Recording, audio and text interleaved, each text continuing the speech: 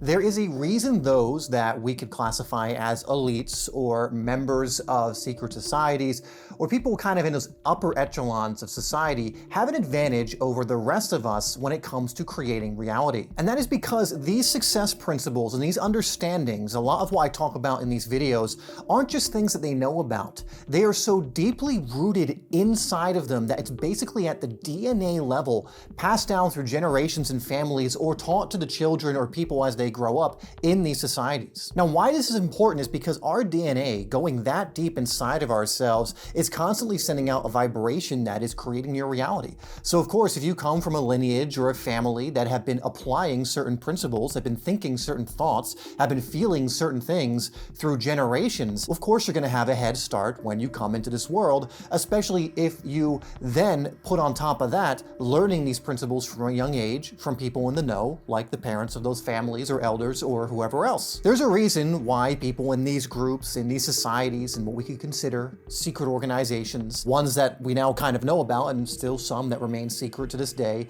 why those in, quote unquote elite families don't let their children, for example, use things like social media or teach them very specific things and kind of keep them away from other things, because they understand the influence that certain energies, vibrations, and frequencies have on the DNA of their children and themselves. Now, of course, you won't find this in every single case with every elite family or with every person in these places, but with many of them, this is actually the case. You can find this actually to be the case, especially with those who have been involved in creating social media. In fact, I believe there's a quote from someone who was heavily involved in that who said they will not allow their children to watch or be on social media because of the effect that will have in their development. Now, there's something important that we need to mention when it comes to DNA, and why I'm saying this specifically in this video, is your DNA is not static. It is in fact incredibly malleable. So even if you don't come from one of these families, if you're not a part of the so-called elite, if you didn't grow up with someone who was a part of one of these organizations that could then relay that information and also that energy through osmosis onto you, this is good news because you absolutely can change your DNA. You can alter it through what you do in your everyday life. And again, remember, everything is vibrating. Nothing moves, nothing rests, everything is vibrating, and this includes your DNA, which is sending out a very specific signal depending on how it is vibrating. And if you vibrate in a certain way via your DNA, you expose yourself to certain things that cause that vibration to change, you will receive different things in your life. There's a reason why people say that success breeds success. Failure breeds failure. This is a lot of the time a vibrational challenge or a vibrational thing that's going on. And so in this video, we will mainly talk about how you can start to alter yourself at the DNA level to send out a vibration that helps you to create the life you want to create for yourself, how to think better, feel better, and essentially create magic in your life. If you've ever wondered what a quantum leap in your development feels like, this is one of the ways to do it. So I highly recommend you pay attention here, as we're going to be going over how you can start to shift yourself at this very deep level. So like mentioned in the intro, your DNA is malleable, your vibration is malleable, but in order to change it, to shift it, you have to make new decisions and choices. You see, if you're just waiting for something to happen to you, you're just going to default on whatever old vibration you've been operating from or wherever your DNA is vibrating from in this very moment. It's not going to just change, and there aren't things that are just going to come to you that are going to change it for you. You have to make the conscious decision to say, I am going to make new choices, I am going to vibrate differently, I am going to take responsibility for this. So we need to learn how to, in each moment, the best we can, start to choose the vibration we actually want to be sending out. And it is through doing this consistently and really focusing in this or on this that our DNA then starts to shift to more automatically start to vibrate this out so that it's more on autopilot. I want to very briefly go over 3 modes of living that you could basically be at. And depending on which one of these modes you're in is going to determine a lot about what you're vibrating out at that very deep level, at that DNA level like we're talking about. Now, this is called the to me, by me, through me paradigm. You may have heard me talk about it before, but we'll go over it briefly. Now, the main way in which most people are moving, they're acting from, they're thinking from, they're vibrating from is what's called to me. It's about 80%, sometimes even more, of the planet is currently in to me.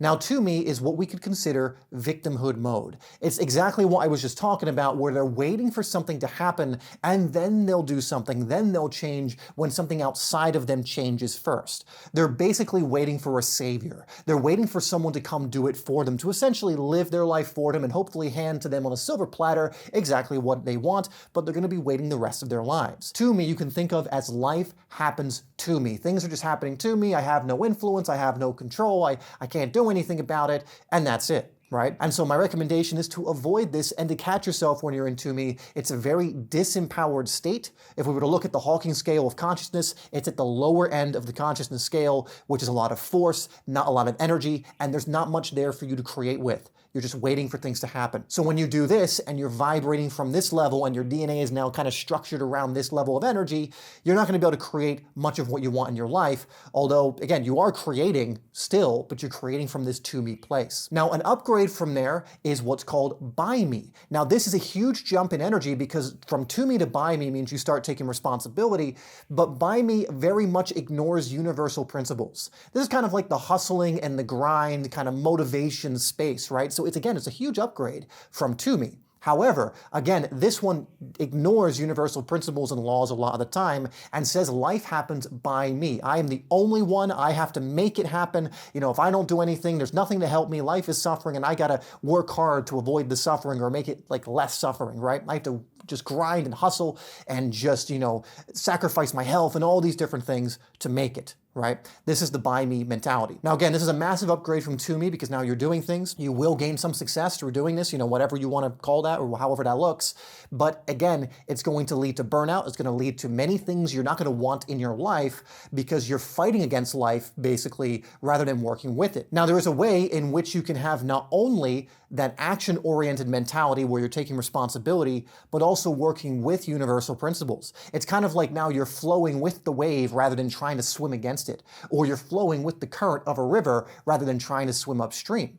And this is called Through Me. Now, this is life happens through me, where you are essentially co-creating and cooperating with the natural laws and principles of the universe. Again, those so-called elites, again, if we want to label them that, people in secret societies or whoever else, whatever you want to put into that kind of tiny percentage, they understand this and are successful a lot of the time because they work with principles and natural law versus working against those principles. Now, in Through Me, it doesn't mean you're not working, you're not doing things. You absolutely are. That's what separates a lot of people who are in To Me, who think they're in Through Me and Through Me. You're absolutely taking action, but now it's very calibrated action. It's action that's coming through you. It's becoming a lot more intuitive, a lot more grounded, and magical things begin to happen when you're in this state. Just keep in mind with all of this, you are the creator. You have to make the choice. And so the more we can get into Through Me and then start making choices and decisions from that aligned place, the more you're going to shift your vibration, your DNA, and that essence of you at that core level, which is then going to help you send out this more consistent vibration that's aligned to that. And when you get that more on autopilot, things start to automatically begin to change and you don't need to have as much effort or keep your eye on it as much as you need to because you're just doing it automatically now. Why this is important is because remember and keep in mind that you have about 60 to 80,000 thoughts per day. Most of these thoughts just on autopilot, they're in your subconscious, but they're operating and sending out a signal each and every single day. And the thoughts you have from one day to another for the average person are 95% the same thoughts from the previous day or similar thoughts. And so what this means is about 60 to 80,000 thoughts per day are the same one day to the next, right? You are sending out that same signal. And so if you're in a situation you don't like, if you're living a life that, you would prefer something different, we need to change how you are thinking, what you are doing, how you are feeling. So if we are not shifting the way in which we are moving and we're just waiting for something to happen, you're just going to be in that autopilot the whole way through, thinking the same thoughts, taking the same actions, feeling the same feelings. And again, that DNA and that basically more core part of yourself vibrating the same thing out and again.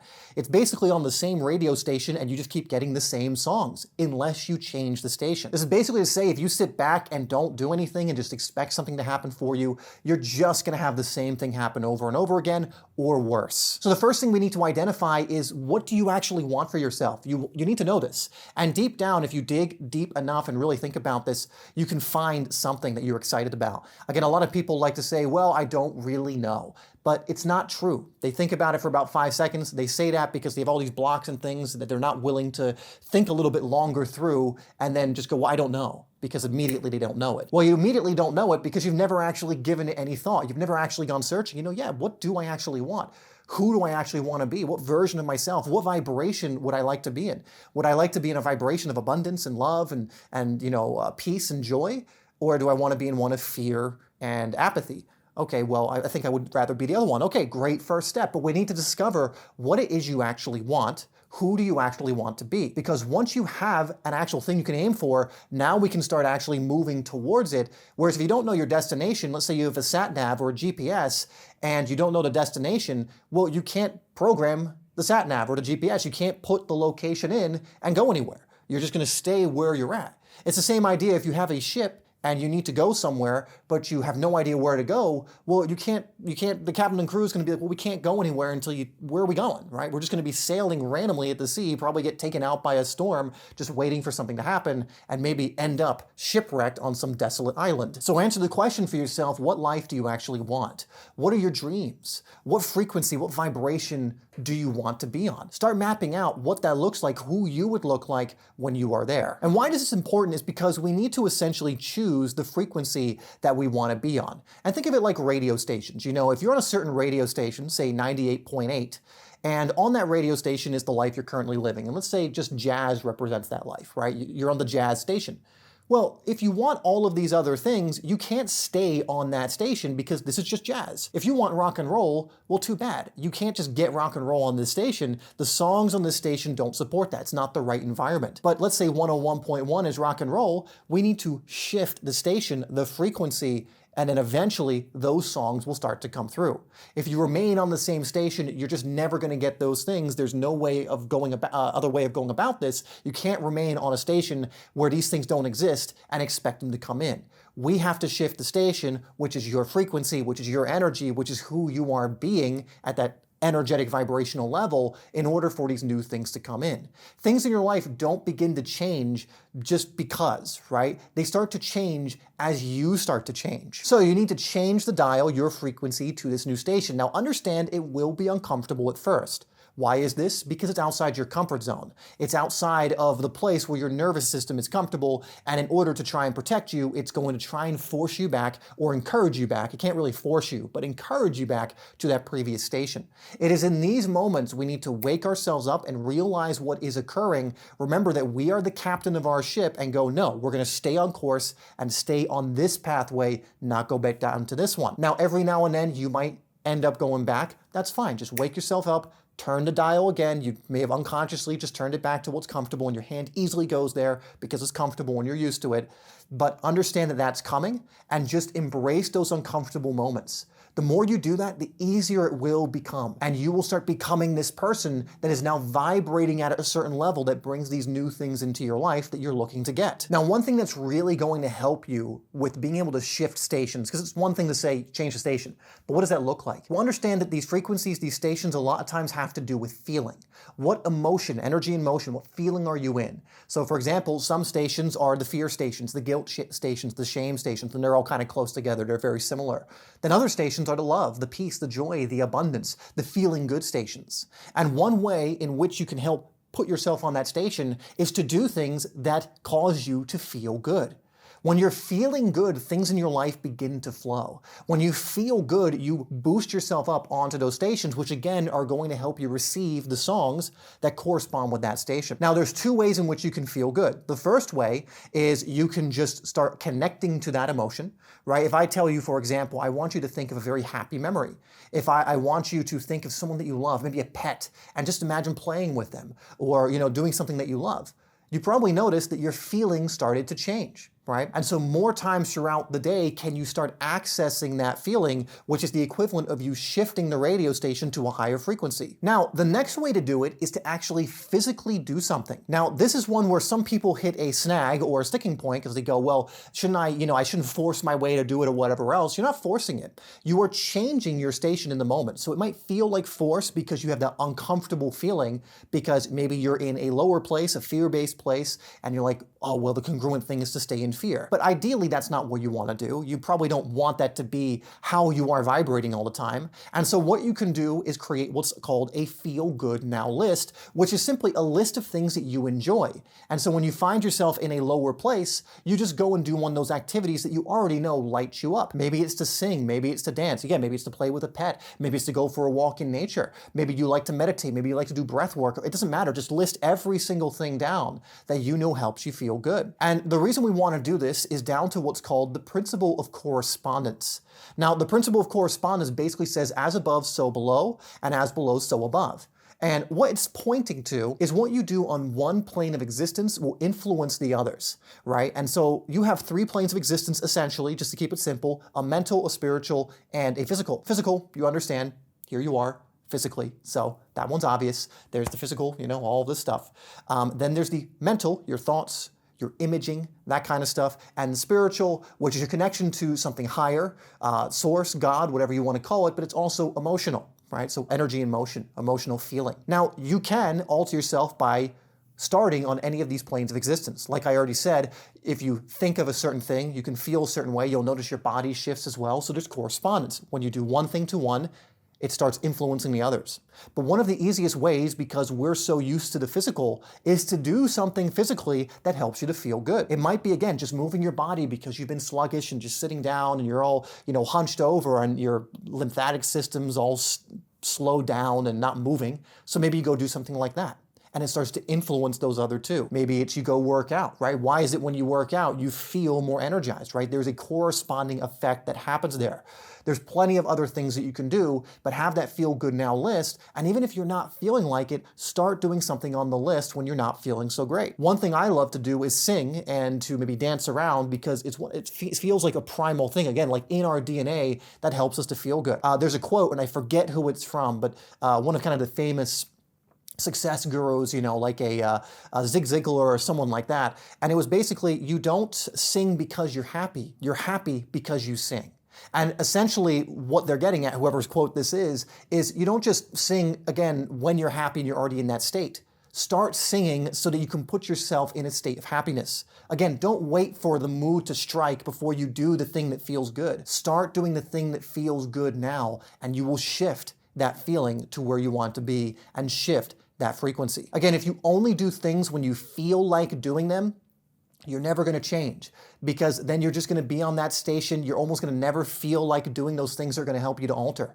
But if you elevate yourself and start doing those things, even when that other stuff isn't lining up, and then through correspondence, it'll start coming up to meet you, you're going to start changing who you are, again, at that very deep level, and start sending it out more often. And I'll tell you, it gets easier. As you keep doing this, it will get easier. It will stop being uncomfortable. It'll be more in alignment and resonance. And so it will get easier over time, but there's always going to be that period where it's more uncomfortable simply because you're not used to being on this station, or you're more used to, kind of just being in despair when you're in these lower emotions. But again, you always have a choice of what you're going to do at those moments. Don't be into me and just go, I'm going to wait till something happens. Take the initiative. You are the co-creator. Start that process by taking some action. Now, as you start making these new choices, it starts bringing in a new vibration, and this vibration influences you and starts to change you, again, at that very deep DNA, like molecular level. It also helps you to send out a better vibration again, which makes it easier and easier. You'll build momentum with doing this. Now, what's great, one of the reasons it's uncomfortable when you're first doing this is because you're kind of sending out a counter vibration when you're starting to develop this new one. These old patterns and behaviors,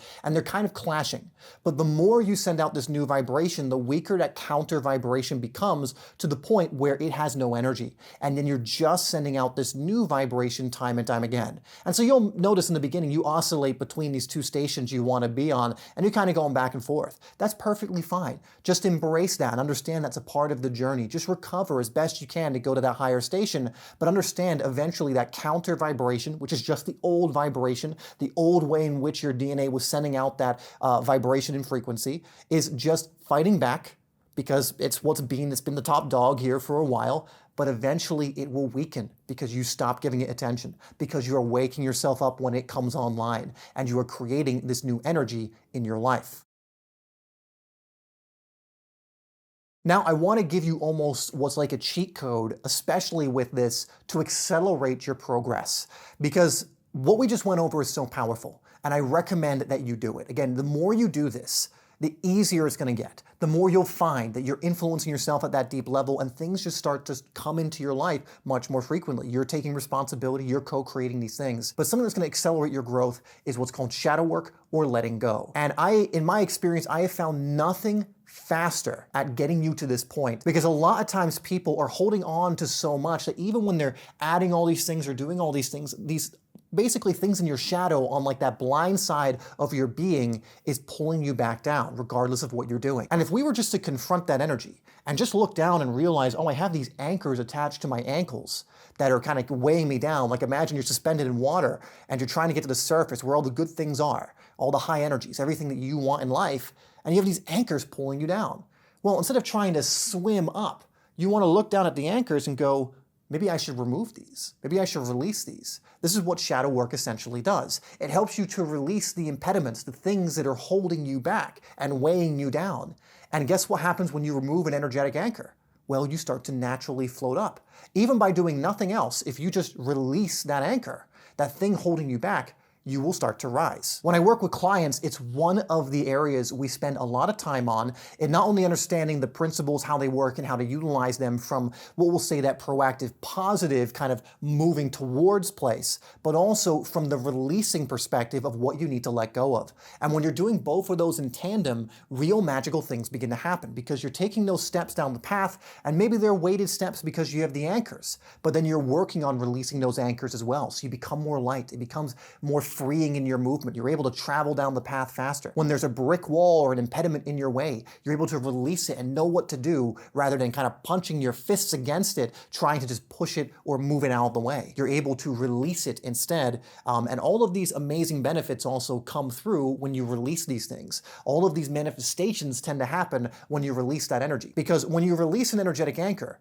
it's not that you've now just allowed yourself to float up. That energy doesn't go away. You get that energy back, which now you can use creatively. Now you can use to co-create what it is you're looking to create. And so releasing the anchors along with training yourself again with the thoughts, with the patterns, with being on that new radio station, with feeling good now, that one is so crucial. If you play the game every single day of feeling good now, that is going to do so much for you in your life and what you're trying to create for yourself. It's so crucial. Again, I've just seen so many magical things happen with myself and with clients when we've done this of feeling good now, where things just start to fall into place. All these amazing opportunities start to come in. And when you put on top of that, releasing the anchors, basically the blocks, now all of this stuff comes flowing in because now the blocks, whatever you had around yourself that was preventing these things from coming in, starts to come in. Now, I want to give you some tools that are going to help you to release the anchors. Now, because this video is getting pretty long, I don't want to put it in this video, so I will link you to this video right here where I go over some actual techniques, including one that's a relatively unknown one,